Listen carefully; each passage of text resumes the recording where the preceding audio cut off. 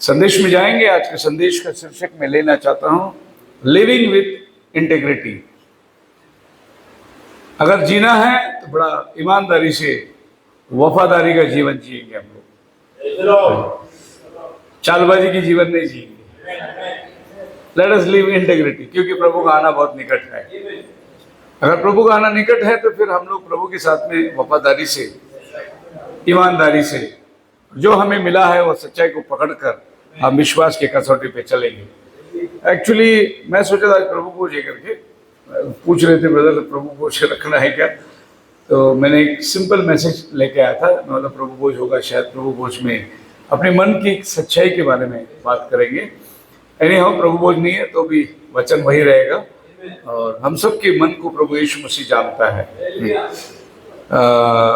हम चेहरे को देखते हैं, प्रभु अंतकरण को देखता है।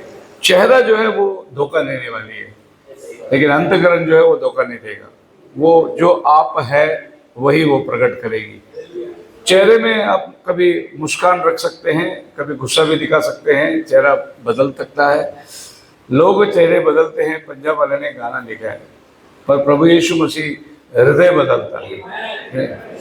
तो मन की खराई बहुत इम्पोर्टेंट है। चाहे आप परिवार हो, चाहे आप पास्टर हो, चाहे आप कंपनी में नौकरी करते हो, चाहे आप बैंक में सर्विस करते हो, जहां पर भी है इंटीग्रिटी जो है वो बहुत जरूरी है। फसावगिरी, झूठ बोलना, चालबाजी, ये किसी को भी पसंद नहीं है, होता है, और खास करके प्रभु को तो ये बात पसंद है ही नहीं। तो जो वचन को हमने पढ़े थे, ये एक बहुत बड़ा प्रॉफिट है सैमुएल। उसके अंतिम दिनों के अंदर वो कलीसिया के सामने खड़े रह के कहता है कि मैंने कभी तुम्हें फंसाया, मैंने कभी तुम्हें धोखा दिया, मैंने तुम्हारे हाथ से कभी कुछ छीन के लिया, मैंने कभी तुमसे झूठ बोला। वो अपनी इंटीग्रिटी को बता रहा है कलीसिया के सामने। ये उसके लास्ट टाइम है, और वो कलीसिया के सामने बोल रहा है कि देखो मैं तुम्हारे सामने कैसा रहा, मैं तुम्हारे सामने कैसा जीवन जिया। अगर कोई किसी का लेन देन है तो मुझे बताओ, या मैं किसी के पास से कुछ छीन के लिया है तो मुझे बताओ, क्योंकि मुझे प्रभु के सामने एक निष्कपट जीवन जीना है। मुझे प्रभु को हिसाब देना है। हम आपके सामने लुचपन का जीवन नहीं जिए, बोलना मुंह में एक और जीवन एक, ऐसे जीवन नहीं जिए। हम बड़े ईमानदारी, वफादारी का जीवन जीते आए हैं। हमारे चाल चलन के अंदर हमने कभी भी ऐसी लुचपन दिखाया नहीं, या हमने लालच नहीं किया। आपकी संपत्ति, आपका जो भी अपना है, हमने किसी वस्तु की लालच नहीं करी। जो भी प्रभु ने दिया हम उसी में संतुष्ट रहे, और एक संतुष्टि का जीवन हम लोग जी रहे हैं। ये प्रभु स्वयं जानता है, प्रभु साक्षी। तो एक इंटीग्रिटी जीवन हमारे अंदर आना बहुत जरूरी है, नहीं तो हम रैप्चर में नहीं जा सकते। मैसेज का जानकारी बहुत होने से रैप्चर में जाएगा ऐसा मत सोचिए। मैसेज के साथ साथ आपका जीवन भी उसके तुल्य होना बहुत जरूरी है। तो भाई ब्रैनम बोलते हैं कि मैंने किसी चीज का, किसी वस्तु का कभी किसी से लालच नहीं किया। मेरा प्रभु जानता है मैं कितनी ईमानदारी से प्रभु के साथ में जीवन जिया। तकलीफ में जब ब्रैनम नया नया प्रभु के अंदर उतरा, सेवा करता था, तो वो एक लाइनमैन का जॉब करता था। जो खंबे के लाइट होते हैं ना, लाइनमैन का जॉब, वो चलता था, कई मील चल के जाता था खंबे का लाइट ठीक करने के लिए। बोलते उन दिनों के अंदर भी मैं प्रभु के साथ बड़ी ईमानदारी से जिया, अपना नौकरी करता था, अपनी जो मिले पूंजी उसी के साथ अपना गुजारा करता था। और जब एक समय भाई बहनों के जीवन में ऐसा आया कि लोग ब्लैंक चेक उसके पास डालते थे, मतलब आप जितना लिखना है लिखो, आप ब्लैंक चेक देते थे उसको। भाई बहनों बोलते वो भी दिन था जिस दिन चंद रुपयों के लिए मैं ईमानदारी से जिया, और ये भी दिन है जहां लोग ब्लैंक चेक देते लेकिन तभी भी मैं ईमानदारी से जिया। मैंने कभी लालच नहीं किया प्रभु के पास। एक ऐसा नबी के पीछे हम लोग चलते हैं जिसके कदमों में सारा दुनिया आ सकती थी, लेकिन वो बहुत सिंपल लाइफ को अपनाया, बहुत हम्बल लाइफ को अपनाया, और यही मैसेज का सारांश है। हालेलुया। ये जो मैसेज जिसको हम लोग फॉलो करते हैं, ये बहुत घमंड दिलाने वाला मैसेज है। मतलब अगर ये मैसेज को आप थोड़ी सी जानकारी होगी तो आपको इमीडिएटली आपको ऐसा लगेगा कि मैं कुछ बन गया बड़ा, सिंह भी उड़ जाते बड़ा, और 4 दिन का आदमी रहेगा वो भी पास्टर बन जाएगा। क्योंकि बात ही ऐसी है कि कुछ ऐसे डॉक्ट्रिन्स आ जाते हैं और इसके सामने कोई खड़ा नहीं होता। बताइए बपतिस्मा के बारे में कौन खड़ा हो सकता है? वन गॉड की डॉक्ट्रिन के विरुद्ध कौन खड़ा हो सकता है? सरपंचशिप के विरुद्ध में कौन खड़ा हो सकता है? इतना जान गया तो आदमी सोचता है कि मैं बहुत कुछ जान गया, लेकिन जब आप उनके जीवन को देखोगे तो जी नहीं पाते हो। यहां प्रॉब्लम आ जाती है। डॉक्ट्रिन अच्छा मिला उनको, लेकिन जी नहीं पाए। पैसा बहुत आ गया। उदाहरण के लिए मैं कहता हूं, हमारे पास तो पैसा नहीं है। मैं प्रभु को धन्यवाद देता हूं कि जितना चाहिए उतना प्रभु देता है, क्योंकि ज्यादा पैसे लेके बैंक में रख के मन वहां लगा रहेगा। उससे जितनी जरूरत है उतना प्रभु अपनी जरूरतों को पूरा करता है। लेकिन इसी एंड टाइम मैसेज के अंदर मैंने ऐसी भी गवाही सुना है कि जब नोटबंदी आ गई तो पास्टर के घर में 5 करोड़ रुपए कैश पड़ा था। कितना? एंड टाइम मैसेज के पास्टर के पास, नाम नहीं बता रहा हूं मैं। 5 करोड़ अपने घर में रखा हुआ कपाट के अंदर, और ये साक्षात उसके साथ में जो पास्टर लोग हैं वो चीज देख रहे हैं। तो उन्होंने सारे पैसे बॉक्स में भरे और जाकर उन्होंने एक संस्था के पास, वो क्या बोलते हैं, 50 ब्लैक 50 व्हाइट में, बोले कि हम आपको 5 करोड़ देते हैं, हमको 2 करोड़ व्हाइट दे दो। ऐसा ब्लैक एंड व्हाइट करने के लिए एंड टाइम के पास्टर बॉक्स में नोट भर के जाके आश्रम में खड़े थे। और उस आश्रम के अंदर, हॉस्पिटल का अंदर एक सिस्टर काम करती थी। उसने देखा पास्टर नोट से भरा हुआ बक्सा को लेके आ रहा है, और ये सब नोट से भरा हुआ बक्सा क्या है? ये लोगों का ताइथ है, लोगों का दशमांश है। और ये पास्टर ने अगर 5 करोड़ रुपए दशमान जमा करके रखा, तो आप ये सोच सकते हैं कि पास्टर की इनकम कितनी होगी। और इंडिया में सबसे बड़ा चर्च है, सबसे बड़ा दशमान आने वाला चर्च है। तो आपसे मैं एक बात पूछता हूं कि मैसेज हमारे पास एंड टाइम का है, लेकिन जीवन एंड टाइम का नहीं है। हम जीवन कुछ और जी रहे हैं और बता कुछ और रहे हैं लोगों को। जैसे हाथी के दांत होते हैं, उसके खाने के दांत कुछ और है, दिखाने वाली दांत बाहर कुछ और है। तो ये मैसेज को हम बड़ी बड़ी बातें करके हो क्या सकता है? एक बार ऐसा हुआ था, हम लोग दिल्ली में गए थे, हमारे साथ क्वायर ग्रुप था। तो एक नया बंदा जो अभी भी जस्ट प्रभु में आया था और बपतिस्मा भी ले लिया था वो, लेकिन उसके बाल लंबे थे, बड़ा लंबा बाल था। तो ठीक है, जब उसने वचन को ग्रहण किया तो नेक्स्ट स्टेप आएगा, बाल काटना, कपड़ा का, वो सब नेक्स्ट स्टेप आएगा। बोले मेरे को आने का, मैं गिटार बजाऊंगा आपके साथ में। बोला चलो।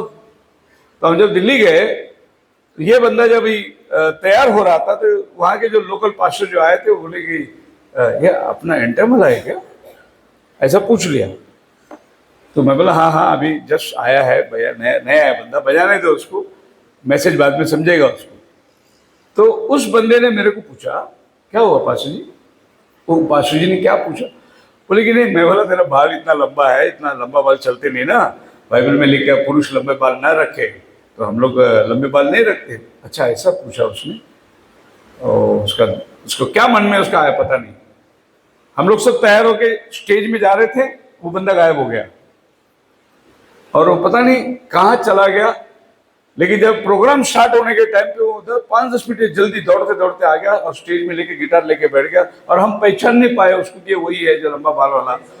वो ताबड़तोड़ सलून में गया, छोटे छोटे बाल काट के आ गया, एकदम छोटा बाल करके आया, और पहचानने में नहीं आ रहा है वही आदमी करके।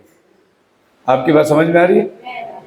जब बात वचन की आ जाती है, वचन अंतःकरण को बदलना शुरू कर देता है। उसके ऊपर जोर जबरदस्ती देने की जरूरत ही नहीं है।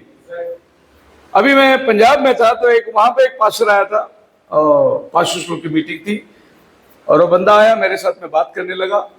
ऐसा है तो बोले चोटी पहना हुआ है, रबड़ बैंड लगा के चोटी पहना हुआ है पास्टर। मैं बोला आप एंड टाइम में? बोले हाँ एंड टाइम वाला। बोले एंड टाइम वाला पास्टर छोटी पहना हुआ है? बोले नहीं चलता है, उसमें क्या है, चलता है। यीशु मसीह के भी लंबे बाल थे। बोले यीशु मसीह नाजरी था, तुम भी नाजरी हो क्या?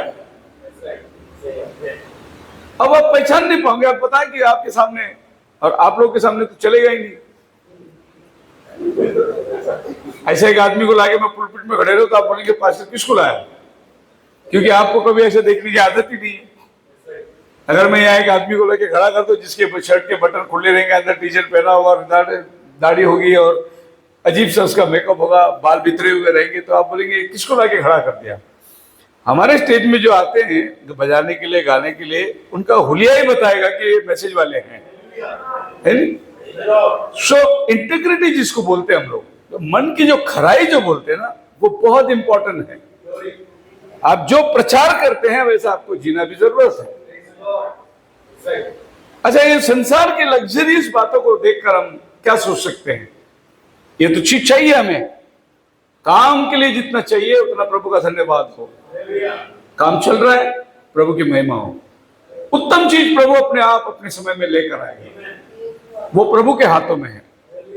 लेकिन अगर हम उसके पीछे भागने लगे तो हमारा मकसद अलग हो जाएगा। और लोगों ने पैसे बटोर लिए, कहते हैं एंड टाइम।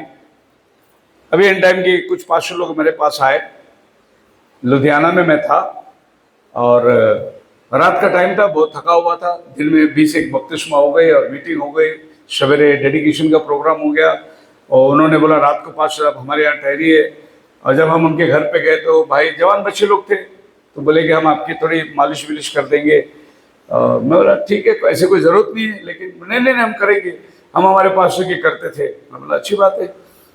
तो उन्होंने मालिश करना शुरू किया। कोई सर पे बैठा है, कोई हाथ पकड़ रहा है, दबा रहा है, पैर दबा रहा है, सब मालिश चल रहा है। मैं कुर्सी पे बैठा हूँ। इतने में 2 बंदे ने और गए, गर्म पानी लेके आए, उसमें राई का तेल डाले, सरसों का तेल, और फिर नमक डाले और पैर पकड़ के मेरे ऐसे ऐसे करने लगे। मैं बोला ये क्या कर रहे हो? बोले ठीक है, मालिश सर्विस कर दिया, ठीक है, थकावट है, ये क्या कर रहे हो? बोले यही तो 15 साल हमारे पास्टर को किया हमने। फिर बाद में नेल कटर लेके आए, पैर के नखून काटने लगे। तो भाई ये सब सेवा मुझे नहीं चाहिए।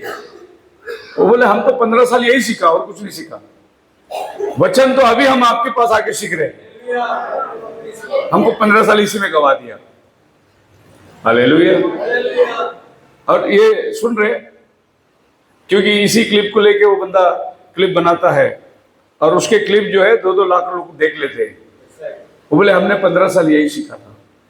मैं अफसोस किया कि मैं बोला क्या लोग ने मतलब मजा ले लिया सेवा के अंदर और डरा दिया लोगों को, घबरा दिया लोगों को, और ऐसा होना चाहिए, ऐसा होना चाहिए, ये होना चाहिए, वो होना चाहिए। इस तरीके से लोगों को एक डर के अंदर रखा था। और लोग सोचते थे पास्टर बोला यानी प्रभु बोला। पास्टर जब तक पुलपिट से बोलता है प्रभु बोलता है, पुलपिट से नीचे उतरने के बाद पास्टर बोलता है, प्रभु नहीं बोलता है। ये भी जानना बहुत जरूरी है, क्योंकि पास्टर फिर आम आदमी बन जाता है आपके साथ। लेकिन ऐसा एक लोगों के अंदर डरावनी बातें, इस तरीके से लोग भयभीत हो गए कि मानो वो चर्च को जा रहे तो वो प्रभु से प्यार नहीं कर रहे, परंतु एक डर की वजह से लोग जा रहे हैं चर्च में। एक घबराहट उनके जीवन के अंदर आ चुकी है। अगर ये नहीं करेंगे तो हमको नरक में भेज देगा पास्टर। अगर पास्टर ने बोल दिया नरक में जाओ तो हम नरक में चले जाएंगे। इस तरीके से लोगों को बांध के रखे हैं। बहुत जगह में ऐसा है। जब हमारे ब्रदर रॉन करके आए थे चिकागो से, 2 प्रचारक लोग आए थे, तो वो लोग ऐसे सभी चर्च में जाके आए। जब इन चर्चों में जाके आए तो उसके बाद हमारे पास में आए तो हमने पूछा कैसा रहा मीटिंग। उसने जवाब एक सेंटेंस में दिया जवाब, और उसने बोला there are many pops in the message. एक लाइन में उसने जवाब दिया, there are many pops in the message. मतलब मैसेज के अंदर भी पोप लोग बैठे हैं, क्योंकि उसने वहां जाने के बाद वहां के लोगों की लाइफ देखी और स्पिरिट तो इमीडिएटली गेज कर लेता है। अगर एक प्रभु का आत्मा से चलाए चलने वाला सेवक है तो कहीं भी रहेगा, इमीडिएटली उसको मालूम पड़ जाता है कि वातावरण क्या है यहाँ का। मसीह में मेरे प्रिय लोगों, प्रभु हमारे पास में सच्चाई और खराई चाहता है। प्रभु से प्यार करने वाले चाहिए हमें, डर से जीने वाले लोग नहीं चाहिए। प्रभु से प्यार करने वाले अगर प्रभु के साथ रहे तो प्रभु उनके जीवन में काम करता है। तो लोग जो है उसका गैर फायदा लेके, मैसेज के गैर फायदा लेके लोगों का जीवन को बंदिश में बांध के रख दिए हैं। और लोगों को लगता है कि बस अगर ये चर्च छोड़ेंगे तो सीधा नरक में जाना है, क्योंकि ऐसा बोल के रखा है कि ये चर्च के सिवा और कोई चर्च है ही नहीं। ऐसा नहीं डराना है। मैं कहूंगा कि अगर आप कुछ शहर में जाने वाले हो तो आप मुझे बोल दे, तो मैं वो चर्च के शहर के एक पास्टर से आपकी मुलाकात करूंगा और बोलूंगा ये विश्वासी अभी वहां रहने को आया है, आपके चर्च में फेलोशिप करूंगा। ये एक अच्छा पास्टर का कर्तव्य है। नहीं तो पास्टर बोले नहीं नहीं तुम वहां जा रहे हो लेकिन चर्च को इधर ही आना, ऐसा बोले तो फिर पास्टर जी स्वार्थ का काम को चला रहा है। आप मेरे साथ हैं? तो शमूएल को यह जरूरत नहीं थी लोगों के सामने इस बात को रखने के लिए कि देखो मैं एक ईमानदारी और वफादारी का जीवन जिया है, मैंने किसी के पास से कुछ लूट के नहीं लिया, मैंने किसी के साथ झूठ नहीं बोला, मैं किसी के साथ में कोई गलत व्यवहार नहीं किया, आप सब लोग मेरा गवाह है। सारे कलीसिया ने हाथ उठाया, बोला बिल्कुल सच है जो आपने कहा है। बोलो हालेलुया। आप मेरे साथ है? तो शमूएल के जीवन को देखेंगे हम लोग। बालकपन से वो मंदिर की सेवा में लगा था। मतलब ये जो बात करने वाला आदमी कोई दुनियादारी वाला नहीं था, वो बचपन से अपने लाइफ को प्रभु के लिए डेडिकेट किया हुआ आदमी था। उसका पास्टर एली के पास उसका मां ने उसको लाके छोड़ दिया, क्योंकि प्रार्थना का उत्तर से शमूएल का जन्म हुआ था। और उसका मां ने जैसे ही बच्चा दूध छोड़ा, उसने ले जाकर मंदिर में पास्टर के हाथ में दिया, बोला मैंने प्रभु से मांगा था बालक, और मैंने प्रभु से वायदा किया था कि अगर तू मुझे बच्चा देगा तो मैं वो तुझे अर्पण करूंगा। बस मेरी नामधराई दूर हो गई कि मैं बांझ थी, मैं जन्म नहीं दे सकती थी। प्रभु ने मेरी दुआ सुनी, मेरे बांझपना को हटा दिया, अब संतान प्राप्ति हो गई। पर मेरा वायदा जो है वो संतान प्रभु की सेवा में उपयोग होगा। और उसने लाके मंदिर में छोड़ दिया। और बालकपन से ही एली की सेवा मंदिर में टहलते टहलते खुदावन ने शमूएल को आवाज दिया, और शमूएल को प्रभु ने बुलाया, शमूएल शमूएल। एक ऑडिबल वॉइस, लिटरली प्रभु उसको आवाज देके बुलाता है। और वो जाकर एली को पूछता है, मेरे स्वामी आपने बुलाया? बोला नहीं, जाके सो। जब 3 बार ऐसा होता है तब एली समझ गया प्रभु इसको बुला रहा है। अब हो सकता है ये उम्र में 12, 16, 15 साल का लड़का प्रभु की डायरेक्ट विजिबल वॉइस से बात करते, और फिर वो कितना प्रभु के साथ डर भय में चलता होगा, आप सोच सकते हैं। उसका उठना बैठना मंदिर में है, मंदिर की सेवा बचपन से कर रहा है वो। ऐसा आदमी अगर कलीसिया के सामने खड़ा जाके पूछता है, मैंने कभी लूटा तुम्हारा, मैंने तुम्हारे साथ कभी बुरा किया, मैंने किसी के साथ धोखा किया, क्या इंटेग्रिटी है उसका, उसकी लाइफ की खराई कितनी जबरदस्त है। चलो एक बाहर से दुनियादारी करके आया हुआ आदमी अगर बोले तो मानते हैं हम लोग, क्योंकि उसको कहीं ना कहीं रहेगा कि भाई मैंने गलत किया है।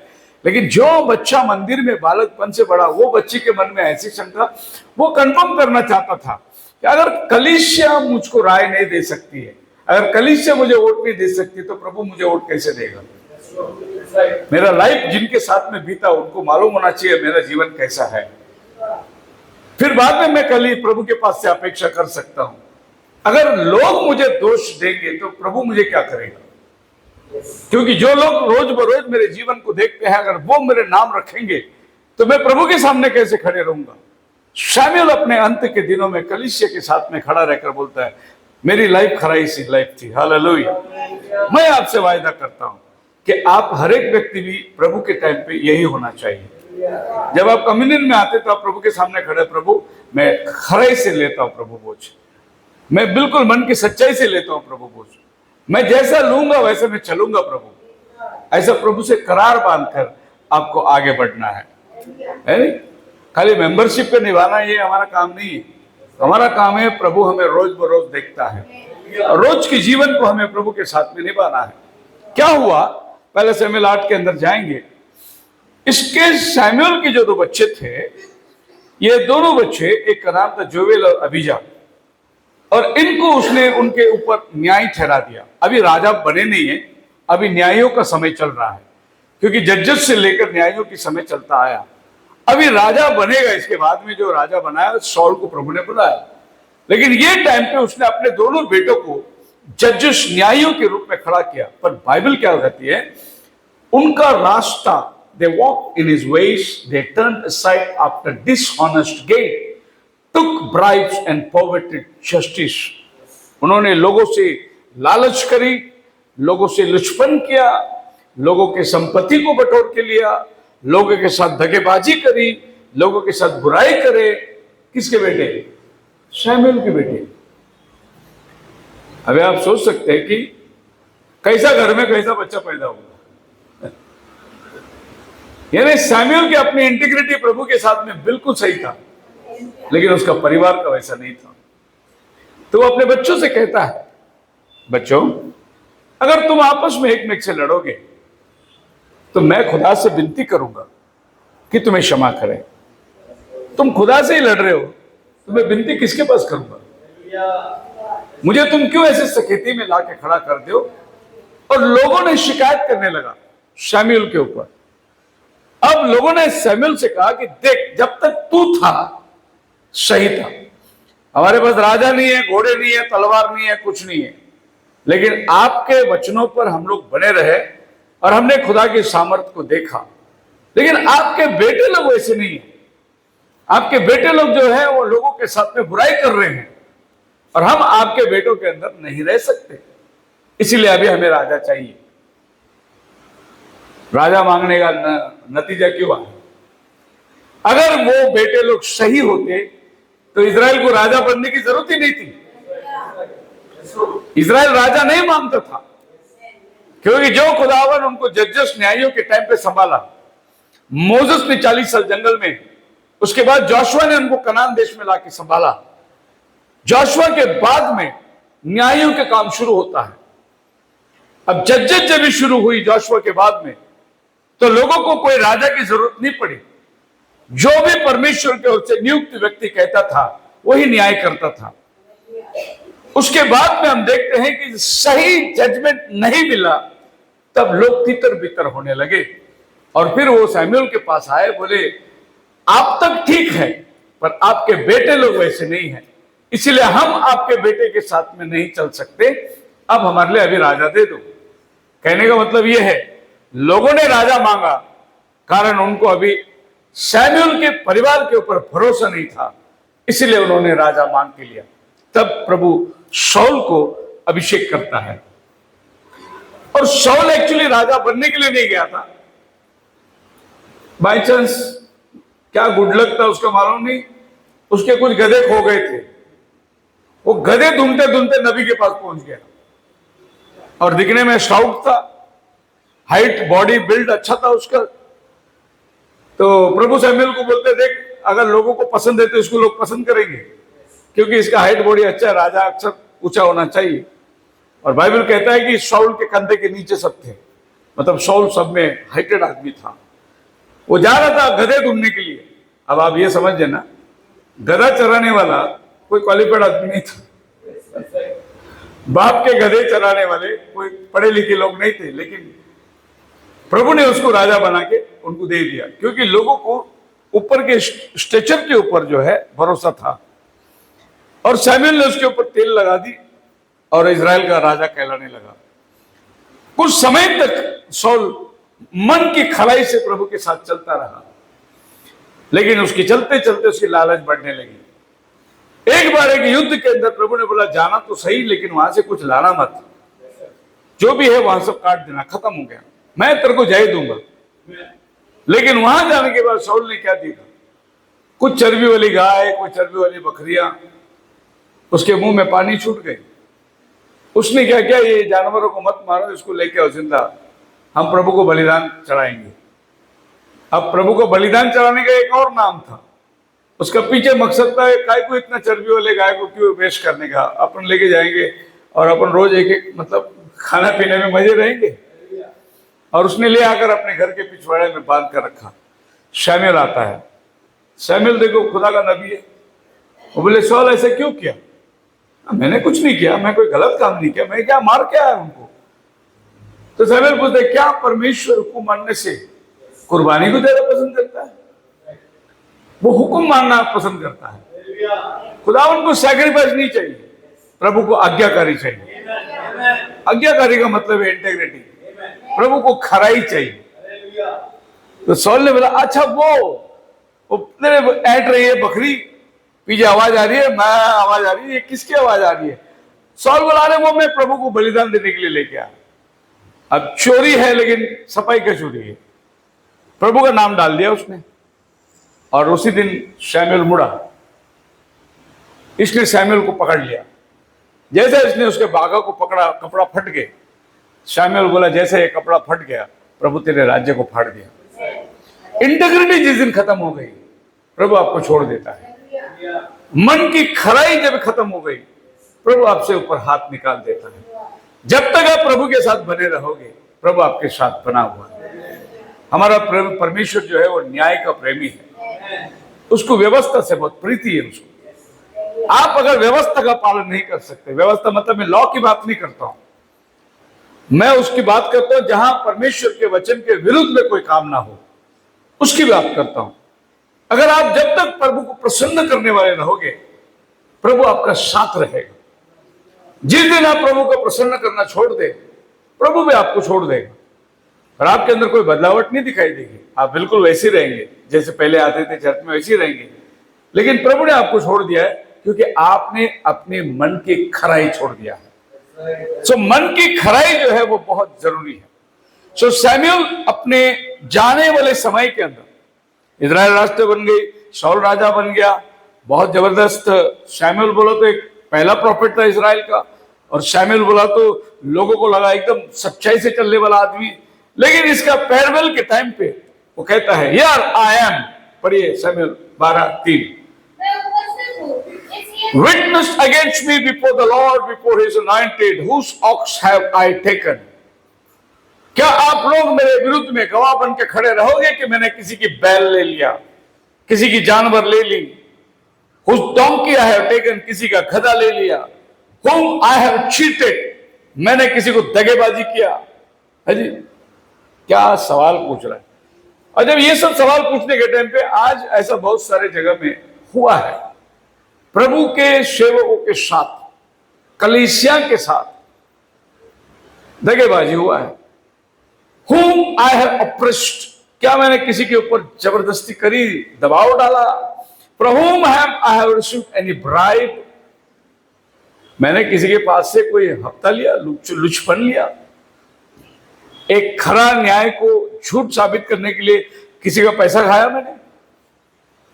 एक अच्छा आदमी है और वो अच्छा आदमी को बनाए रखने के लिए एक छोटे आदमी को मैंने बुरा बना दिया? ब्राइब का मतलब क्या होता है? जो झूठ है उसको सच बोलो, इसके लिए पैसा देते, इसको बोलते हैं ब्राइब। सैमुएल बोलता है मैंने कभी ऐसा किया तुम्हारे साथ? I will restore it to you, मैं वापस देने को तैयार हूं। Praise the Lord. So Samuel's address challenged the people to integrate him and his leadership and testify against him if he had stolen anything from anyone. तो Samuel ये चाहता था इससे पहले कि मैं खुदा के सामने खड़े रहूं, मैं आपके सामने खड़े रहता हूं। वहां तो मुझे खड़ा रहना ही रहना है, लेकिन उसके पहले मैं आपके सामने खड़े रहता हूं। आप बताइए कि अगर मैं किसी को कुछ लिया है तो मैं वापस देने को तैयार हूं, क्योंकि मुझे मेरे प्रभु के पास जाकर खड़ा रहना है। मुझे मेरी सेवा का हिसाब मेरे प्रभु को दिखाना है, मेरी इंटीग्रिटी मुझे प्रभु के सम्मुख में लेके जाना है। तो किससे पूछे, किसके पास जाके सलाह मशवरा करे? कलीसिया के सामने वो बोल रहा है, यह है क्या सच? आप किससे पूछेंगे? आप जब दुनियादारी की जीवन जीते हैं और प्रभु के पास में आते हैं, आप किसके सामने अपना जीवन को रखेंगे? किसके सामने आप बताएंगे कि मैं एक इंटीग्रिटी लाइफ जिया हूं, एक ईमानदारी और वफादारी का जीवन जिया हूं? बोलो हालेलुया। कुछ ऐसे काम हैं जो काम हम लोग नहीं कर पाते, नहीं कर सकते हैं। अगर कोई मुझे एडवाइस मांगे कि पाशी जी मैं वकालत करने के लिए पढ़ाई कर रहा हूं, तो मैं कहूंगा ना करे। कोई एलएलबी करना चाहता हो तो मैं बोलूंगा मत करो, क्योंकि सारे झूठ के ऊपर साबित रहता है। वो आपके पास जो भी केसेस आएंगे, वो केसेस क्या बोल के आएंगे? कैसे भी हमारे बच्चे को बचा लो, यही बोल के आएंगे आपके पास। और आपको क्या सबूत जमा करना पड़ेगा? ये साबित करना पड़ेगा ये गुनहगार नहीं है, और जो बेचारा गुनहगार नहीं है उसको गुनहगार साबित करना पड़ेगा।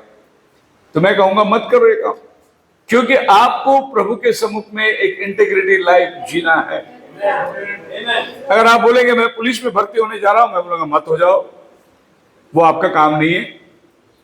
क्योंकि वहां जब तक आप नहीं जाओगे तब तक वो कुर्सी को आप कितना भी सफाई करो, वो सफाई में रहने वाली कुर्सी है ही नहीं। हम लोग बारामती में गए थे एक बार कन्वेंशन के लिए, और कन्वेंशन बहुत अच्छी हुई। बारामती रेलवे स्टेशन के पास में एक गांव है, आनंद नगर है उसका नाम। और वो आनंद नगर के अंदर एक इंस्पेक्टर के घर पे हम लोग को सवेरे का ब्रेकफास्ट था। तो हम लोग गए उधर सवेरे ब्रेकफास्ट करने। इंस्पेक्टर बहुत खुश हुआ, बोला शाम का मीटिंग बहुत अच्छा था। गवाही हम लोग शेयर कर रहे थे। तो मैंने उनसे बात करते करते पूछा कि आप इंस्पेक्टर और आप विश्वासी भी है? बोले हाँ विश्वासी भी है, लेकिन क्या करें, वैसा नहीं जी सकते जैसे हम लोग को जीना चाहिए। तो मैं चोरी भी नहीं करता हूं, मैं पैसा वैसा नहीं लेता हूं, थोड़ा गाली गलौज देता हूं। क्या गाली गलौज देते? अगर मैं चोर को पूछूं भाई सच्ची बता दे यार तू चोरी किया है क्या, वो नहीं बताएगा। जब मैं उसको घूर के देखूं और दांत काटूं और 2 गाली दूं, वो साहब निकला। तो इतना करता हूं मैं। बोले इतना नहीं करेंगे तो काम नहीं चलेगा मेरा। अच्छी बात है।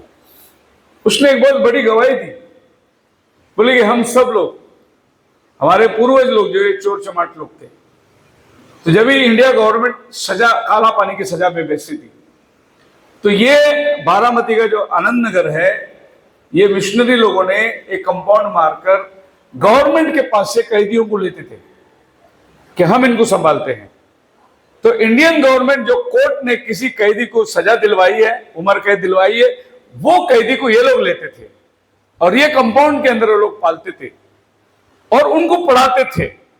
अब आप सोचिए कि जो खूनी है और जो बड़े बड़े चोरी किए डकैती लोग हैं, उनके बच्चों को ये पढ़ाए, उनमें से जो पढ़ के निकला वही इंस्पेक्टर है।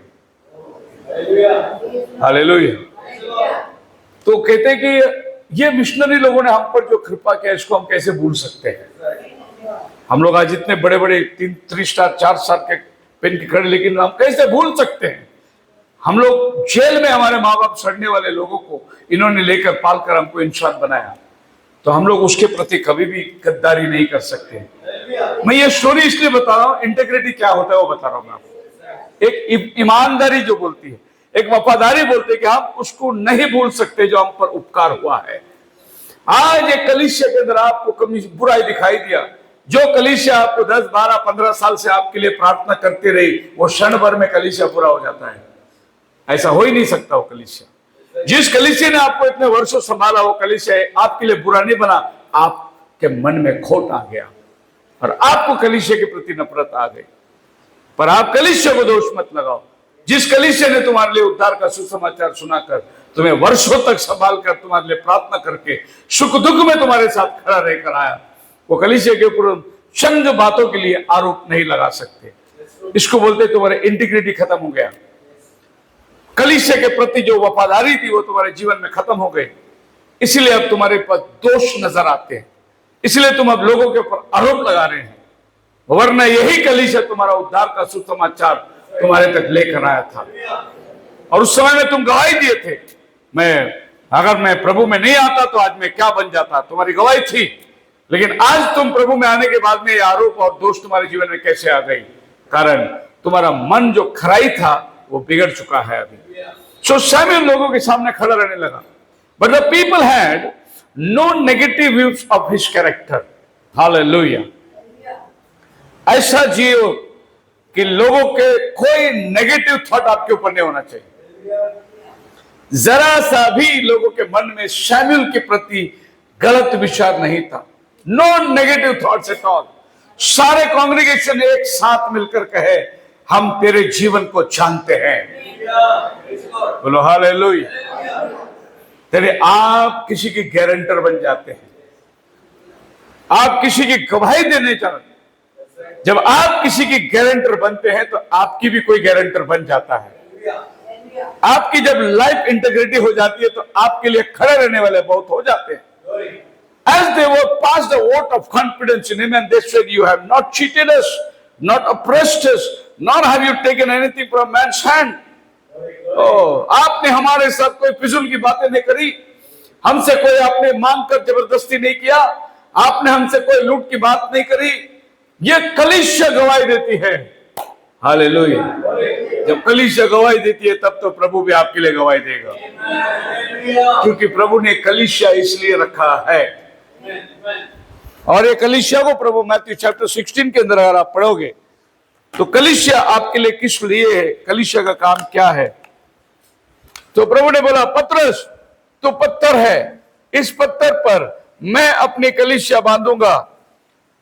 सो प्रभु कलीसिया को पतरस के प्रकाशन पर बांधता है और एक विश्वासी को प्रभु इस कलीसिया के अंदर लेके आता है, ताकि वो विश्वासी जब अपना जीवन का यात्रा को समाप्त करके प्रभु के पास में जाके जब खड़ा रहेगा तो वो आदमी निर्दोष पाया जाएगा।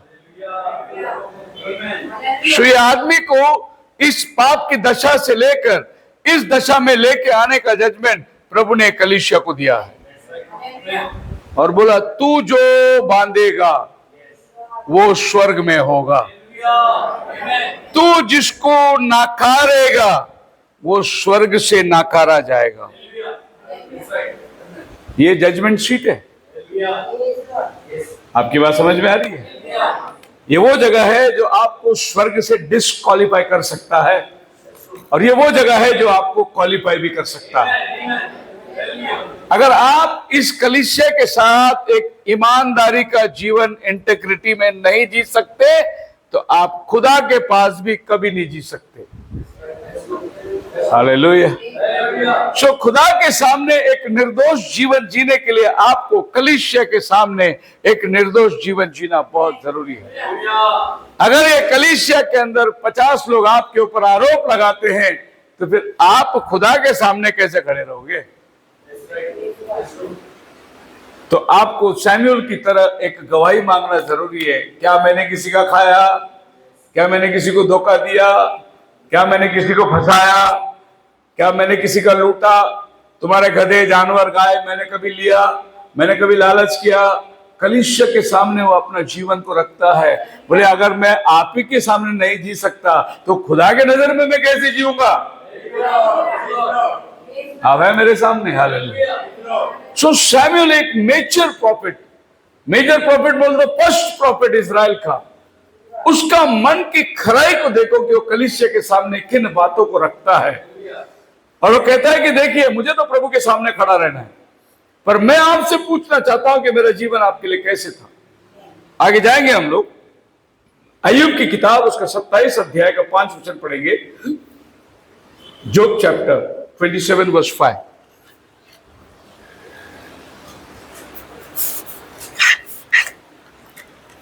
God forbid that I should justify you till I die.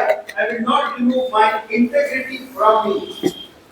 ईश्वर न करे कि मैं तुम लोगों को सच्चा ठहराऊं।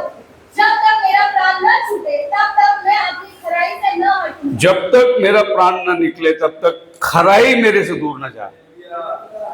The integrity from me till I die. मरने तक मेरे जीवन के अंदर खराई होना बहुत जरूरी है। खराई मुझसे दूर ना हो। एक जबरदस्त आदमी, जब जोब के ऊपर आरोप लगाया गया था, उनके मित्रों ने,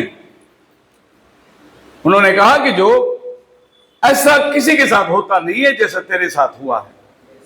जरूर तूने कहीं ना कहीं तो खुदा को धोखा दिया है, पाप किया है।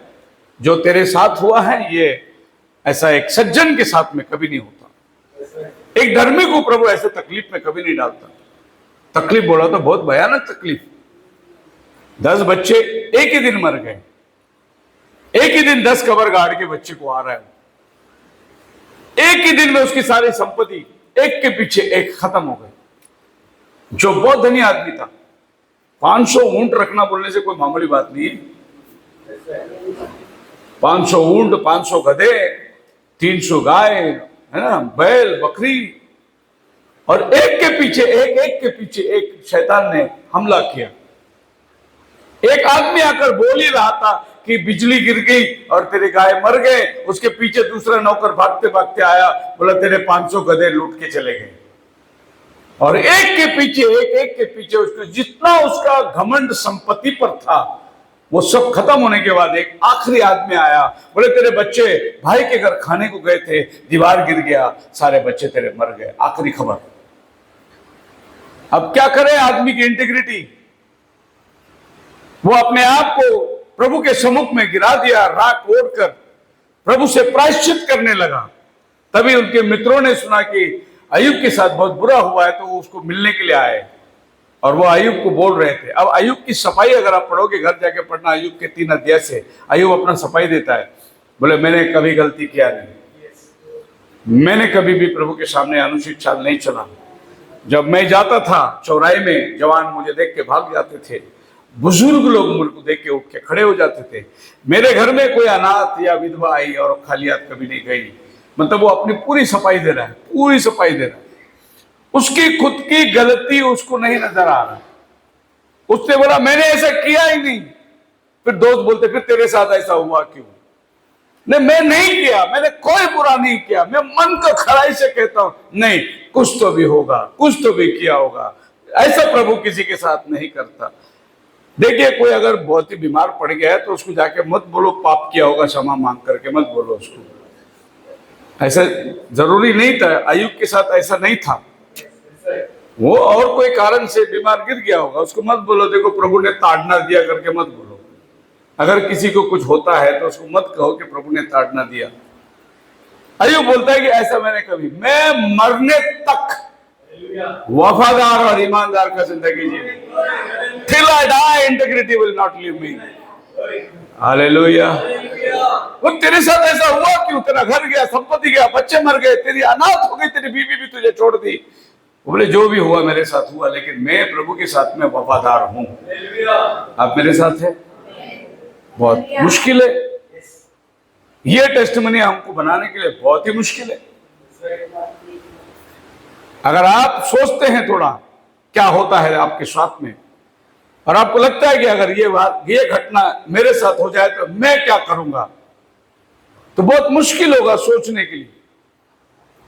Praise the Lord, hallelujah. मेरी बीवी 4 दिन बिस्तर में, डॉक्टर ने बोला आराम करो, उसको तकलीफ हो गया। 4 दिन मैंने मेरे कपड़े देके 2 बाल्टी भर गए। मैं बोला बाप रे, ये 4 दिन बिस्तर में सोया तो मेरी हालत।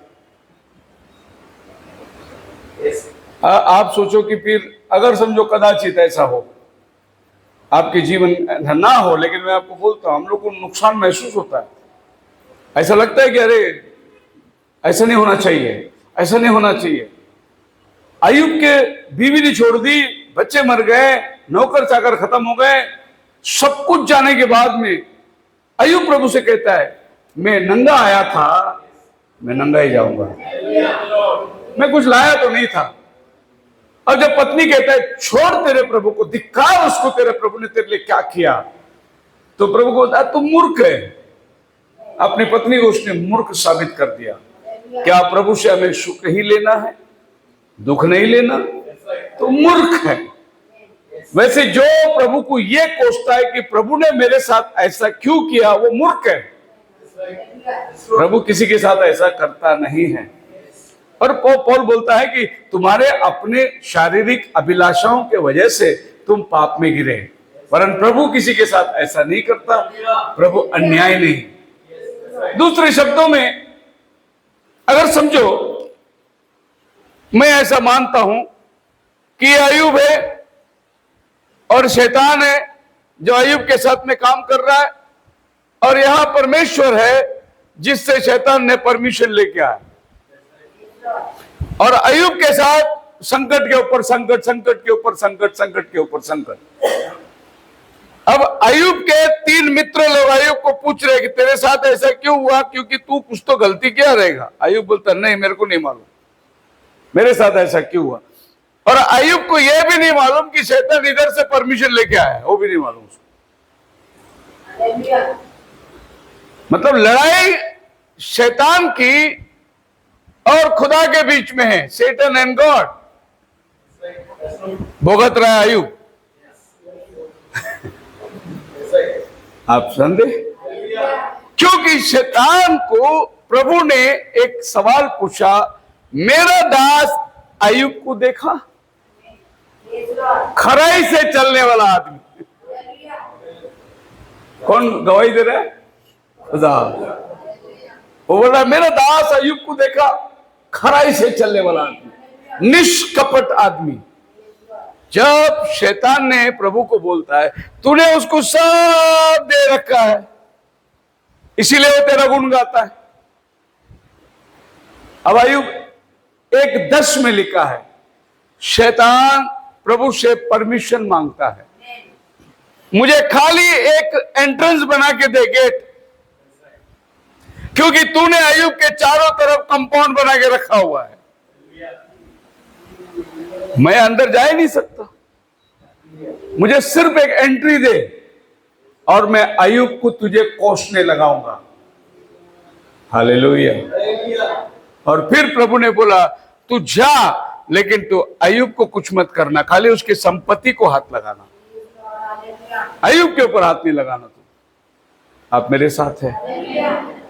कभी कभी खुदावन के पास से ऐसी परीक्षा आती है जो हमारे नौकरी, हमारे काम, हमारे इर्द गिर्द के हमारे हालात और परिस्थिति हमसे छूट जाती है। हमें लगता है कि ये मेरे साथ क्या हो रहा है। अब शैतान सेकेंड टाइम प्रभु के पास गया, तब प्रभु उसको वही पूछते, क्या हुआ, नौकरी गलाया, बकरी में मरवा दिया, जानवरें निकाल दी, बच्चे मरवा दिए, अय्यूब कैसा है? थोड़ा मेरे को उसको बॉडी को हाथ लगाने को दे। तो सेकंड परमिशन उसको मिला उसके बॉडी को हाथ लगाने का। हालेलुया। क्या वचन बात सही नहीं कहता कि आपके सर के बाल तक गिने हुए हैं? आपके पास आकर आपको उंगली रखने के लिए उसको हेवन से परमिशन लाना पड़ता है। इंटीग्रिटी, आदमी की सच्चाई के लिए इतनी गारंटी है खुदा के पास। सेकंड परमिशन ले आया, इसके बदल में बड़े बड़े फोड़े आ गए, और फोड़े इतने बड़े हो गए कि वो सड़ने लगे, बदबू आने लगी, और उसकी पत्नी तक उसको धिक्कार दिए, घर के बाहर फेंक दिया गया, और वो कुत्ते उसके घाव को चाटते थे, ऐसी दशा हो गई। तब भी अय्यूब जो है अपने मुंह से पाप नहीं किया। पाप खाली सिगरेट पीना, दारू पीना, व्यभिचार करना पाप नहीं है, पाप मुंह से भी होता है। अय्यूब बोला, बाइबल बोलता है उसने अपने मुंह से पाप नहीं किया। मुंह से कैसे पाप होता है? आए देवा तूने मला का सोडलं, ये हुआ मुंह से पाप है नहीं? किसी ने पाप का वर्णन किया, जॉनी जॉनी यस पप्पा ईटिंग शुगर, पूरा मुंह में शक्कर है, हाथ में शक्कर है, डब्बा खुला हुआ है, लेकिन बोलता है नहीं खाया मैं। उसको बोलते 6 साल का पाप। 12 साल का पाप क्या है पता है?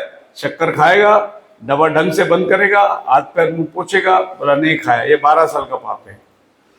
17 साल का पाप सब लोग को मालूम है, बोलने की जरूरत नहीं। तो ये अलग अलग स्टेज में अलग अलग पाप है।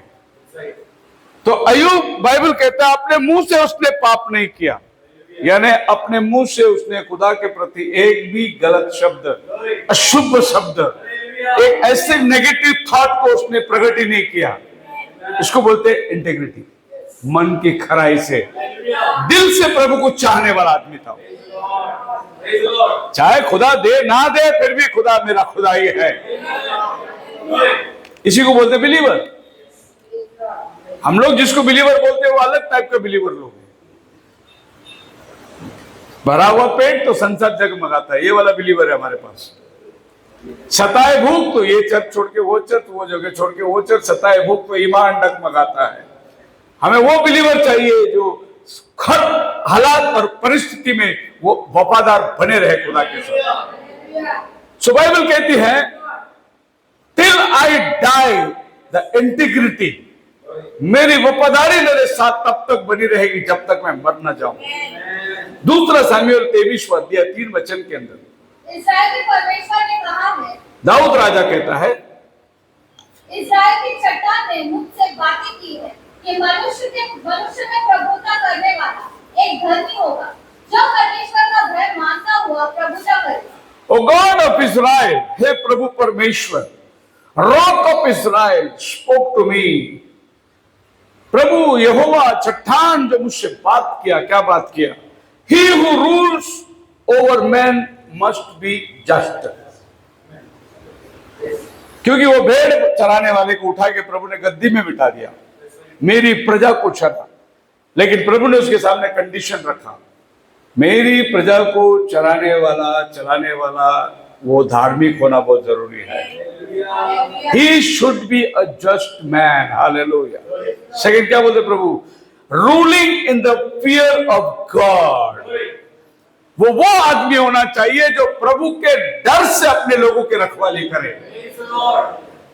आपका प्राण का नाश अगर होता है, मेरे जीवन से कोई ठोकर लगकर, तो मैं जिम्मेदार व्यक्ति बन गया। प्रभु बोलता है कि तू बैठ गद्दी में, मैंने तेरे को बिठाया है, लेकिन एक बात याद रखना, मेरी प्रजा के ऊपर राज्य करने वाला पहला तो धार्मिक होना चाहिए, और दूसरा प्रभु का डर उसके अंदर होना चाहिए। हालेलुया। अगर प्रभु का डर ना हो तो आदमी कलीसिया को नहीं चला सकता, वो लोगों के ऊपर राज्य नहीं कर सकता। मेरे लोगों पर राज्य करने वाले की ये कंडीशन है, integrity should be there. Hallelujah. Live with integrity, don't compromise your integrity. Relate to others in the fear of God and avoid or stop stealing, cheating, oppressing, perverting justice. Embrace honesty, accountability, be accountable to God and people you lead. प्रभु की सेवकाई ईमानदारी, वफादारी, लुचपन ना हो, बुराई ना हो, शब्द सही हो, लोगों का बर्ताव सही हो, लोगों के साथ में रिलेशन सही हो, ये सारी चीजों को तो पालन कर, तब तो मेरा कलीसिया को चलाने वाला सेवक। इसीलिए सैमुएल लोगों के सामने खड़े रह के बोला, भाई कोई गलती है कि बताओ, मैंने किसी से लूट के लिया है कि बताओ, मैं वापस देना चाहता हूं, मैंने किसी से झूठ बोला है कि बताओ, मैं किसी के साथ गद्दारी किया है कि बताओ, मैंने कभी लालच किया है कि बताओ। मैं प्रभु का धन्यवाद देता हूं, प्रभु तुम्हें दे, बहुत बरकत दे, पर तुम्हारे चीजों के लिए हम लालच कभी करने वाले लोग नहीं हैं। हालेलुया। कभी कभी हम लोग बोलते बताना नहीं चाहिए किसी को, ऐसा बोलते हैं, किसी को सीक्रेट रखो, लेकिन तुम नहीं बताओगे, तुम्हारा जीवन क्या गवाही देगा? हनन्याह सपीरा ने क्या किया? संपत्ति बेचा, पैसा मिला, घर में छुपा के रखा, किसी को बताना नहीं। लेकिन चर्च में कौन खड़ा था? पीटर। उसने बोला अंदर मत आओ, वहीं खड़े रहो। तुमने पवित्र आत्मा से झूठ क्यों बोला? देखो, हम लोगों के साथ में धोखा दे सकते हैं, लोगों को हम छुपा सकते हैं, लेकिन खुदावन को कैसे छुपाएंगे हम लोग? खुदा के सामने हम लोग कैसे खड़े रहेंगे निर्दोष? सो अय्यूब कहता है, मरने तक वफादारी मेरे जीवन में बनी रहेगी। Praise the Lord. हालेलुया। मैं ये उदाहरण देने के टाइम हमेशा मेरे पिताजी को याद करता हूं।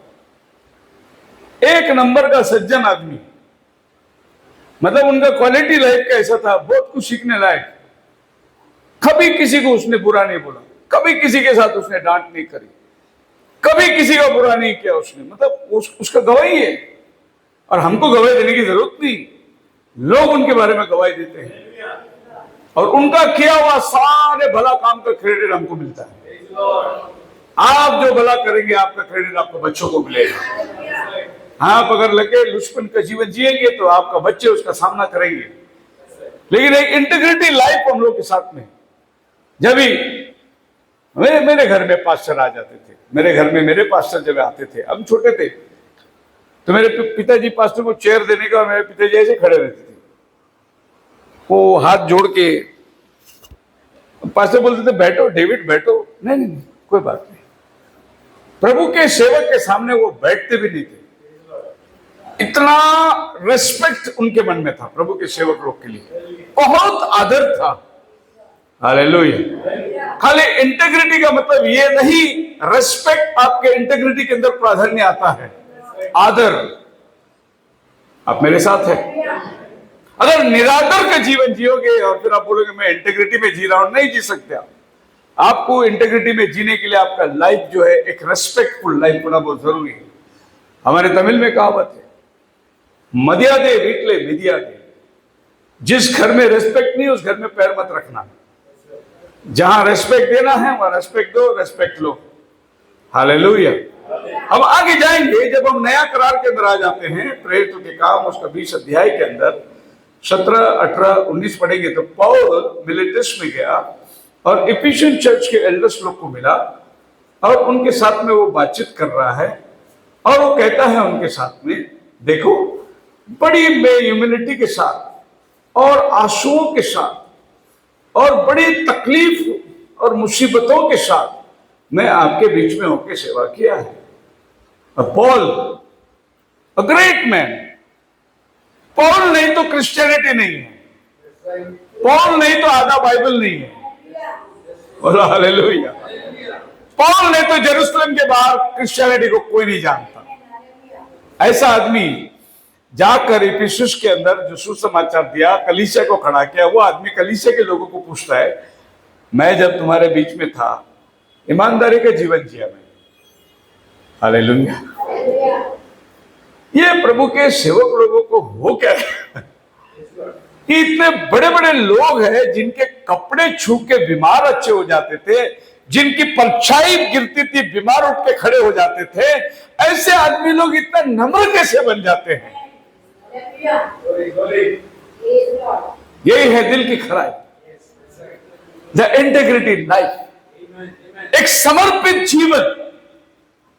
Hallelujah. And he told them that he kept nothing that was helpful but proclaimed it to them. He taught them publicly and from house to house, testifying to Jews and Greeks, repentance towards God and faith toward our Lord Jesus Christ. कुछ भी उसने अपने लिए रख नहीं छोड़ा, परंतु घर घर जगह जगह जाकर बड़ी ईमानदारी के साथ में उसने सच्चाई को प्रकट किया। अगर आप प्रेरितों के आखिरी अध्याय के आखिरी 4 वचन पढ़ोगे तो आपको पता चलेगा पौलुस 2 साल भाड़े के घर में रह के यीशु समाचार सुनाए। किसके घर में? रेंट में रह के सुसमाचार सुनाए। उसने सारा 7 कलीसिया का स्थापन उसने ही किया, लेकिन वो खुद रेंट में रहा। उसका अपना जगह कुछ भी नहीं था। वो कहता है कि मैं बड़ी इंटीग्रिटी के साथ में प्रभु की सेवा करी है। हालेलुया। पर आज के हालात अगर आप देखोगे तो बहुत गंभीर है। मैं तो डिनोमिनेशन की बात नहीं करता, डिनोमिनेशन के साथ हमारा कोई लेना देना है ही नहीं, लेकिन मैसेज के साथ में हमारा वार्ताहत है, मैसेज के साथ में हमारे बोली है। एक बार मुझे एक चर्च में बुलाया गया प्रचार करने के लिए, और मैं जाकर वहां प्रचार किया। और प्रचार करते करते मैंने बोला, तुम लोग गाना गाते हो, I am a pilgrim and a stranger wandering through this world of sin, really wanderer हो क्या तुम? करके पूछा। बॉम्बे में 4 फ्लैट है, गोवा में 2 फ्लैट है, रियली वंडरर हो क्या तुम?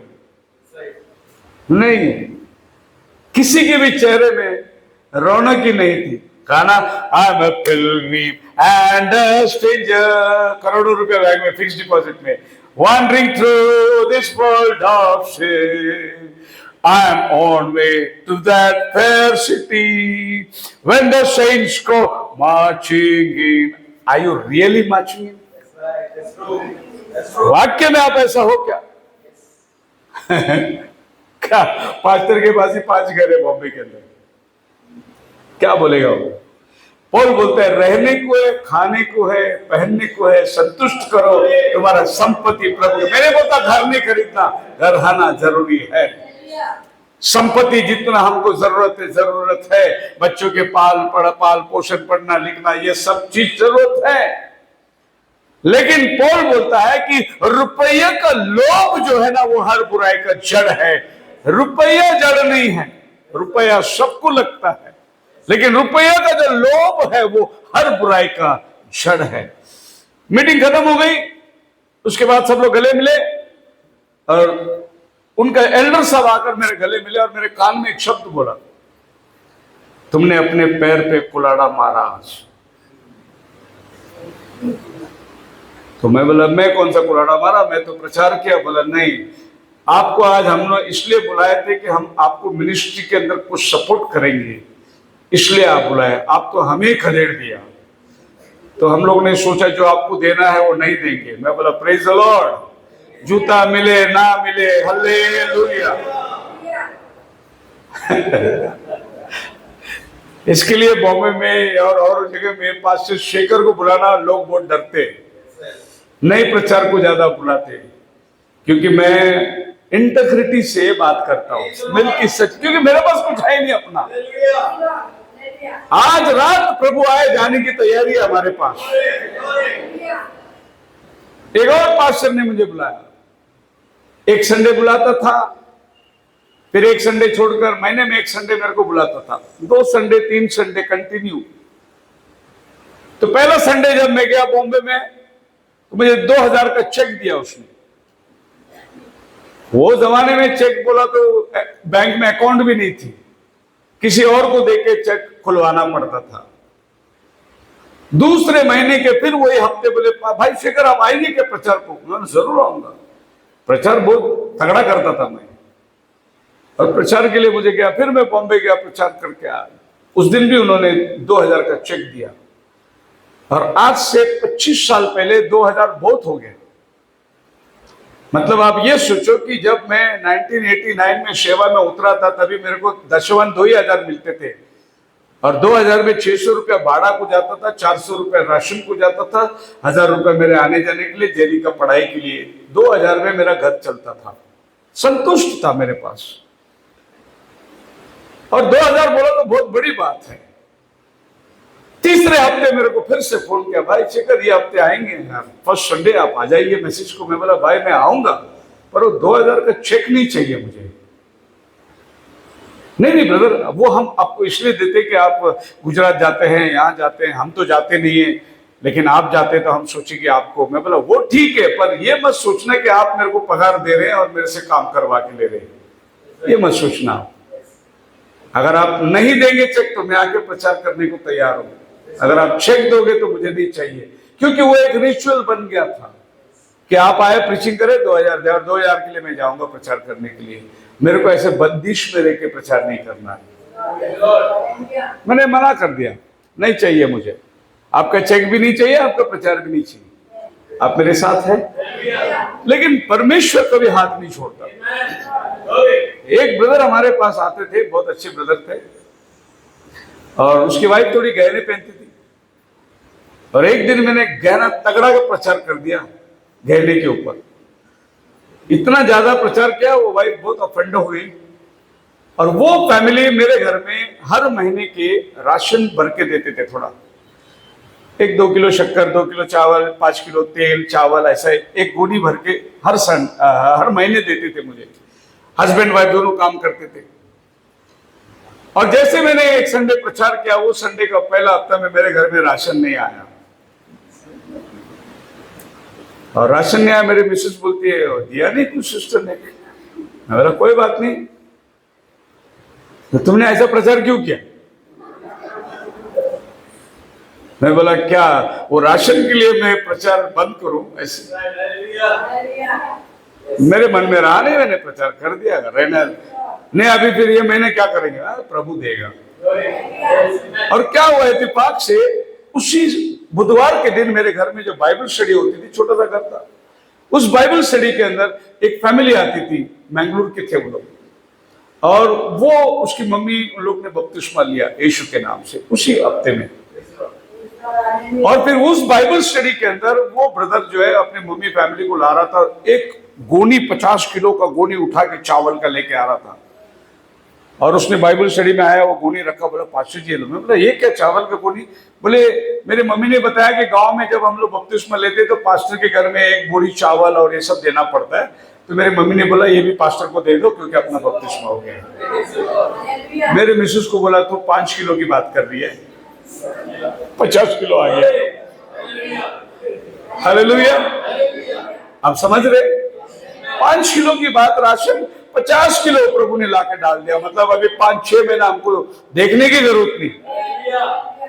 और हमारा लाइफ उतना बड़ा नहीं था, चावल का पानी पी के हम लोग सो जाते थे, गंजी और छोटा सा चटनी बना के, बस उतना ही काफी था हमारे लिए।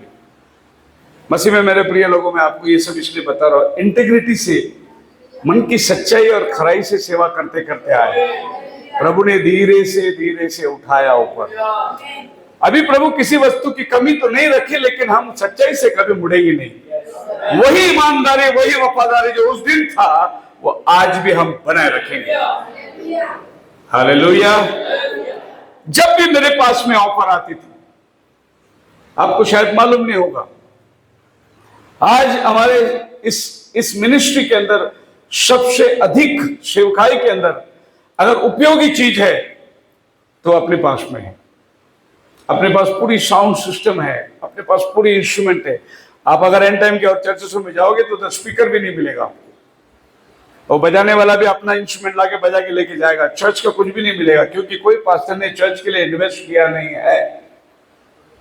स्कूलों में और क्लासरूम में प्रेयर चलती थी, ये सब क्या जरूरत है, कौन ये सब हमारी करते बैठेगा, ऐसे चलता रहा। लेकिन मेरे पास जब भी मौका आता था, मेरे पास इसी पुणे के अंदर भी एक बार कई फैमिली आए, बोले हम रिटायरमेंट हो गए, आपको कुछ रकम देना चाहते हैं। मैंने कहा साउंड सिस्टम नहीं है चर्च को, साउंड सिस्टम लेके दे दो।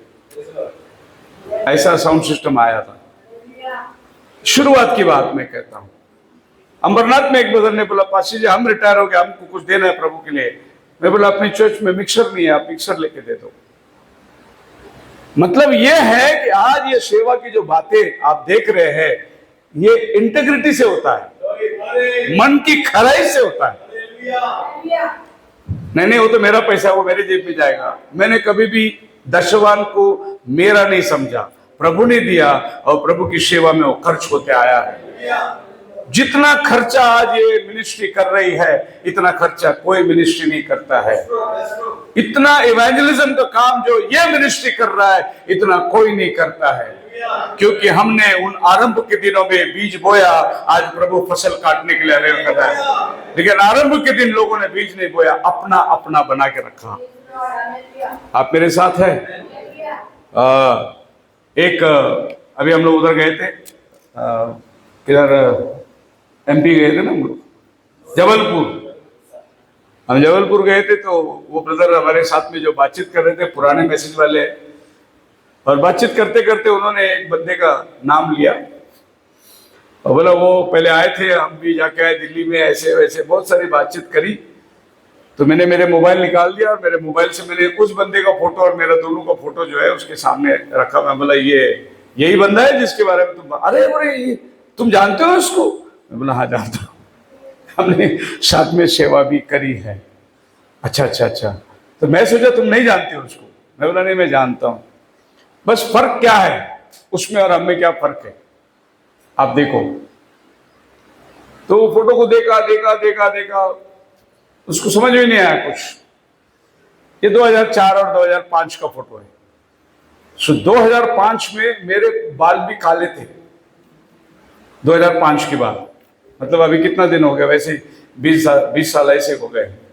2005 में मेरे भी घने बाल थे। तो मैंने उसको बोला तो कुछ डिफरेंस दिख रहा है? तो नहीं समझ में आया उसको। मैंने बोला डिफरेंस ये है, उनका अभी भी बाल सफेद नहीं हुआ है, मेरा बाल सब सफेद हो गए। मेरे से बड़े उम्र में हो, लेकिन उनका एक भी बाल अभी तक सफेद नहीं हुआ। मेरा सारा बाल सफेद हो गया। उसने तुरंत बोला अरे वो डाई लगाते होंगे, यही है। इस उम्र में अब क्या जवाब दिखना है? तुमने जो अपना जीवन प्रभु के लिए जिया, इस उम्र में तुम्हारी इंटीग्रिटी प्रभु के सामने क्या होना चाहिए? मैं आपको मन की खराई बोल रहा हूं। कहीं ना कहीं अगर अपने अंतःकरण में ये लगता है कि थोड़ा सा फैशनेबल, मैं भी थोड़ा यंग दिखना चाहिए, अगर तुम अपनी जवानी को छुपाने के लिए कुछ दिखावा कर रहे हो, तो तुम फिर औरतों को भी तुम बोल नहीं सकते तुम लिपस्टिक मत लगाओ, तुम ये मत करो, तुम ब्यूटी पार्लर मत जाओ, ये बोल नहीं सकते। जिंदगी भर डिनोमिनेशन को कोसते जब घर में शादी आई तो डिनोमिनेशन के पास्टर को बुला के 5,000 रुपए दे दिए, शादी पट लिया। और पूरा जिंदगी कोसते रहे कि वो नर्क में जाने वाला है, और नर्क में जाने वाले को बुला के अपने घर में बच्चे की शादी पढ़ा ली। अब बताइए तुम्हारे बच्चे कहां जाएंगे? आप मेरे साथ हैं? अभी एक कलीसिया की फुटम फाट हो गई, अभी लेट अपने एंडर मैसेज के अंदर। तो पता चला क्यों भाई, क्यों चर्च छोड़ दिया? बोले नहीं अभी छोड़ दिया, हम लोग वो चर्च में जा रहे हैं। क्या बात है, अपनी मैसेज वाले तो है। बोले हमारे ब्रदर लोग जाकर पास्टर डिनोमिनेशन बिशप के पास जाके ऑर्डिनेशन लेके आए, सर्टिफिकेट लेके। किधर जाके? डिनोमिनेशन में जाके ऑर्डिनेशन करके सर्टिफिकेट लेके आए। अब बताइए ये झूठा शिक्षण है नरक में जाएंगे, शैतान का शिक्षण है, और उसी के पास जाके सर झुका के वो तुम्हारे सर पे हाथ रखे तुमको पिता पुत्र पवित्र आत्मा के नाम में ऑर्डिनेशन करके भेजा और तुम प्रचार यीशु का नाम का करते हो। मेरा कहना ये है ब्रदर, ये सब जब देखेंगे ना, मेरे को लगता है कि इंटीग्रिटी बहुत कम रह गया, खराई जो है ना वो बहुत थोड़ा रह गया। पॉलिसी के अंदर सब कुछ चलने लगी और सब लोग पेश पॉलिसी में उतर कर आ गए। मैंने इतना फर्क लोगों के अंदर देखा, इतना ऊंच नीच का भावना लोगों के अंदर देखा इस मैसेज में होते हुए कि वो तो हम अन्य जातियों के अंदर भी नहीं देख सकते। इतना फर्क लोगों के जीवन में नहीं, और ये पता चल गया कि इंटीग्रिटी है ही नहीं, मैसेज के प्रति वफादारी है नहीं। Hallelujah, praise the Lord brother, God bless you brother. इतना गले मिलके इतना जबरदस्त मीठी मारते हैं, आपको लगेगा कि ऐसा प्यार किधर नहीं मिलेगा। लेकिन बाद में पता चला बेटे की शादी हो गई, हमको बुलाया ही नहीं। भाई इतना इंपॉर्टेंट काम आपके घर में और आपने एक सेवक को बुलाया नहीं। अब ब्रदर वो थोड़ा सा ना, क्या हुआ ना, ऐसा हो गया ना, वो हो गया ना, ये हो गया ना, कुछ नहीं हुआ। तुम चाहते नहीं थे क्योंकि तुमको अपना स्टैंडर्ड मेंटेन करना है। 5 स्टार होटल में शादी करे तो क्यों ज्यादा लोगों को बुलाना, थोड़े लोगों को बुलाए, क्योंकि एक प्लेट का कीमत ही 2000 रुपया होता है, तो ज्यादा लोगों को इनविटेशन नहीं दे सकता। अगर पासे शेखर को बुलाए तो पासे शेखर सर्कस के साथ ही आता है हमेशा, उसके पीछे। आप मेरे को ऐसे बोला था एक बार, बारामती में कन्वेंशन था, वहां का एक बहुत बड़ा आदमी बॉयरू शेठ जाधव, वो कन्वेंशन में माइक लिया, बोले क्या पास्टर को बोलेंगे कन्वेंशन का हो तो पूरा सर्कस का तंबू लेके आते हैं, ऐसे बोल दिया था उसने। तो हमारे साथ सर्कस की तंबू रहती है। इंटीग्रिटी जिसको बोलते हैं हम लोग, वफादारी जिसको बोलते हैं, वो लोगों के अंदर पाना बहुत मुश्किल है। पौल लोगों को जाकर मिला, इफिशियन को, एल्डर्स लोगों को बुलाया और एल्डर लोग से वो बातचीत करके उनको पूछता है, मैंने कभी तुम्हारी लालच करी, मैंने कभी तुम्हारे से कुछ मांगा, मैं अपने हाथों से काम करके तुम्हारे बीच में सच्चाई से सेवा की। ब्रदर ये बड़े बड़े लोग ऐसे बोलते क्यों है? क्यों ये लोग लोगों के सामने अपना सफाई रखते हैं? क्या गरज है सैमुअल को लोगों के सामने अपनी सफाई रखने का? क्या जरूरत है दाऊद को अपने सामने लोगों के सामने सफाई रखने का? क्या जरूरत है अय्यूब को लोगों के सामने अपना सफाई रखने का? और क्या जरूरत है पौलुस को जो वहां पे समुद्र के किनारे मिलकर बोले मैंने किसी का बुरा नहीं किया, मैंने किसी के ऊपर बोझ नहीं बना, हम अपने हाथ से मेहनत करके रोटी खाते थे। और लोगों ने पौलुस के गले में गिर के रोया, ऐसा बाइबल कहता है। प्रेरित 20 अध्याय 33 वचन के अंदर लिखा है, याद करो जब मैं तुम्हारे साथ में था तो मैं कैसा तुम्हारे साथ में था। मैंने किसी के चांदी या कपड़े का लालच नहीं किया। तुम आप भी जानते हो कि इन हाथों ने मेरी और मेरे साथियों की आवश्यकताएं पूरी की। हाँ। मैंने तुम्हें सब कुछ करके दिखाया कि इसी रीति से परिश्रम करते हुए निर्मलों को संभालना और प्रभु यीशु के वचन स्मरण रखना आवश्यक है। Praise the Lord. पौल बोलता है मैंने पूरे इंटीग्रिटी के साथ सेवा किया तुम्हारे बीच में। I have shown you in every way by laboring like this that you must support the weak and remember the words of the Lord Jesus. ये वर्ड में बहुत बड़ी कंट्रोवर्सी है। आप दुनिया बोलती है पौलुस अपने मन की बातें बोल दिया। वो बोलता है यीशु मसीह के शब्द को याद करो, लेने से देना अच्छा है। ऐसे यीशु मसीह ने अपने पूरी मिनिस्ट्री के अंदर किधर भी नहीं बोली। और ये आदमी पौल यीशु को मिला भी नहीं, लेकिन वो बोलता है अपना प्रभु का शब्द याद है क्या तुमको, लेने से देना अच्छा है। इसके ऊपर मैं हमेशा एक बात बताता हूं, लेने से देना अच्छा है। आप सुने होंगे, लेने से देना अच्छा है। पौल बोलता है मैंने तुमसे कुछ भी लिया नहीं, तुम्हारा छोटी सी तिनका का भी मैंने आशा नहीं किया। मैं मेहनत करके तुम्हारे बीच में रहकर तुम्हें सेवा करी। बोलो हालेलुया। आप मेरे साथ हैं। आज प्रभु हमारे जीवन के अंदर यही चाहता है। हम किसी के ऊपर बोझ ना बने, अपनी रोटी कमाई का ईमानदारी से खाकर प्रभु के प्यार में बने रहे। किसी के ऊपर हम दबाव ना बने, किसी के ऊपर हम जोर जबरदस्ती ना करें। पौल अपने चर्च के एल्डरों से पूछता है कि मैंने कोई गलत काम तुम्हारे साथ किया? मैंने कभी तुम्हारे ऊपर दबाव डाला? मैंने कभी तुम्हारे ऊपर जोर दिया? नहीं, मैं साफ हूं। हालेलुया।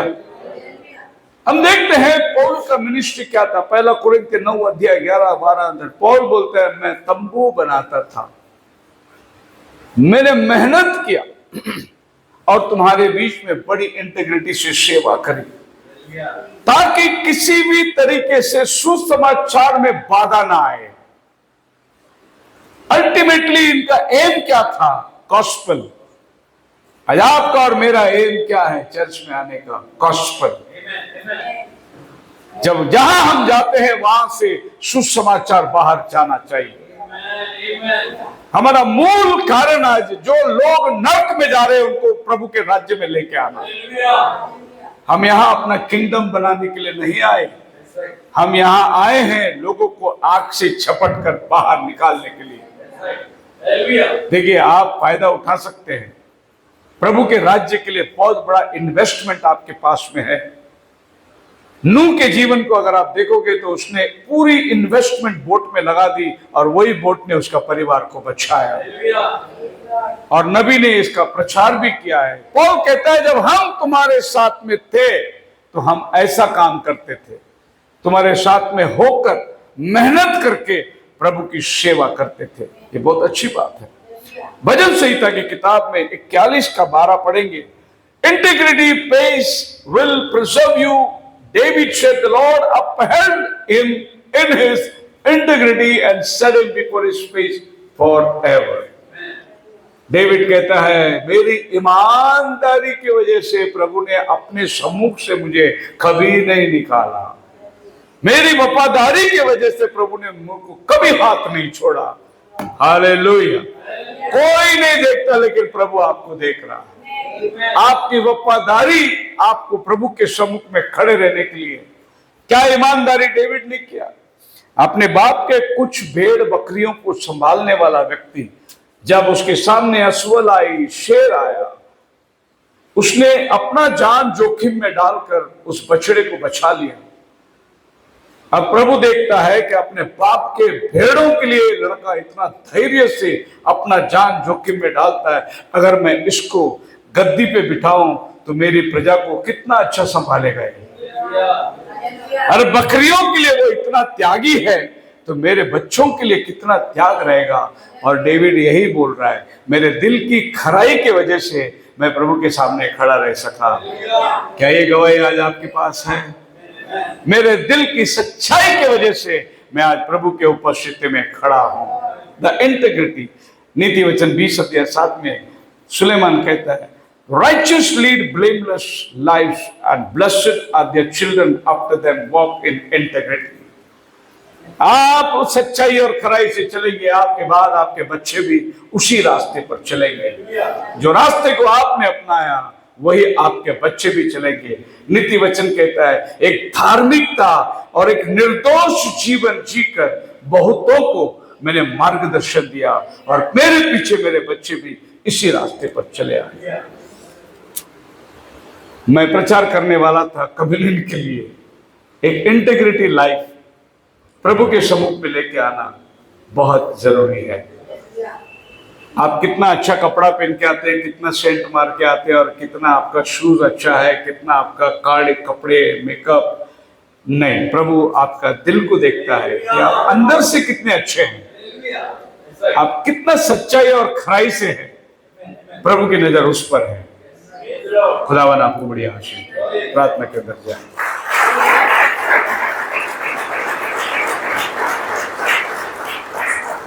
सब लोग खड़े हो जाएंगे अपने स्थानों पर।